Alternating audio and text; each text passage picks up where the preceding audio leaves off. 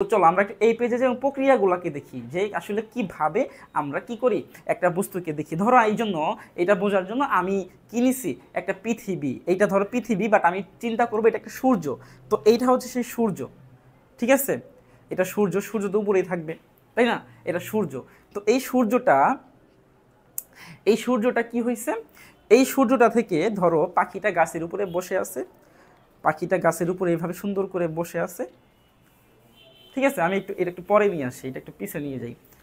পাখিটা সুন্দর করে বসে আছে এইখানে ধরো, এবং এই যে ছেলেটা, এই ছেলেটা তোমার ধরো এই জায়গাতে, এই ছেলেটা, পাখিটা আমি একটু উপরে দিই, পাখিটা একটু উপরে দিই, সূর্যটাও আমি একটু এই পাশে দিয়ে দিই, এখানেই দিই, সমস্যা নেই।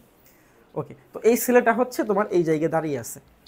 ওকে, এই হলো মোটামুটি ব্যাপার। তিনজনের মধ্যে আমরা দেখব যে মানুষকে, এটা হচ্ছে মানুষ, সে হচ্ছে তোমার কাকে দেখবে, পাখিকে দেখবে। এখন সিমটমটা কি, মানে তোমার প্রসেসটা কি? প্রসেসটা হচ্ছে তোমার এই যে সূর্য থেকে, এই যে সূর্য থেকে প্রথমত যে আলো, এই আলো হচ্ছে তোমার এই পাখির উপরে আসে, ঠিক আছে? সূর্য থেকে যে আলোটা, এটা হচ্ছে পাখির উপরে আসে। তার পরবর্তীতে কি হয়, এই যে পাখিটা, এই পাখিটা থেকে, সূর্য থেকে যে আলোটা পাখির উপরে আসলো, এই পাখিটা থেকে এই আলোটা হচ্ছে এই লোকটার চোখে পড়ে, এই ছেলেটার চোখে পড়ে, ঠিক আছে?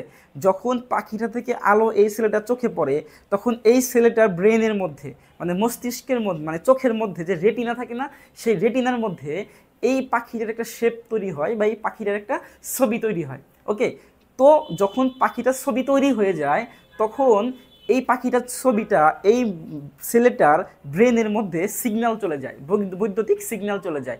তখন ব্রেন বুঝতে পারে যে এটা একটা পাখির ছবি, তখন ব্রেন কি বুঝতে পারে, এটা একটা পাখির ছবি। তখন হচ্ছে এইখান থেকে, তখন এই যে ছেলেটা, সে চোখ দিয়ে তখন বুঝতে পারে যে আমি মাত্র পাখি দেখলাম, এটা একটা পাখি, ঠিক আছে?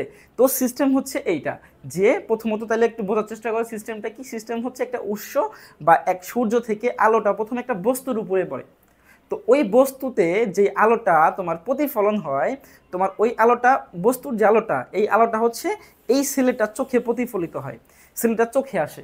এখন চোখে আসার পর চোখে একটা অঙ্গ আছে যাকে আমরা বলি হচ্ছে রেটিনা।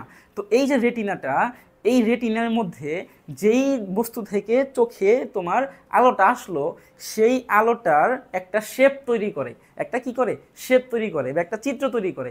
এবং চিত্র তৈরি করার পর ওই চিত্রটা এই ছেলেটা ব্রেনে পাঠিয়ে দেয়, এই ছেলেটার মস্তিষ্ক আছে, মস্তিষ্কে পাঠিয়ে দেয়। তখন এই ছেলেটা কি করে, এই ছেলেটার মস্তিষ্ক বুঝতে পারে যে আমাকে যেই শেপটা পাঠানো হয়েছে এটা একটা পাখির শেপ।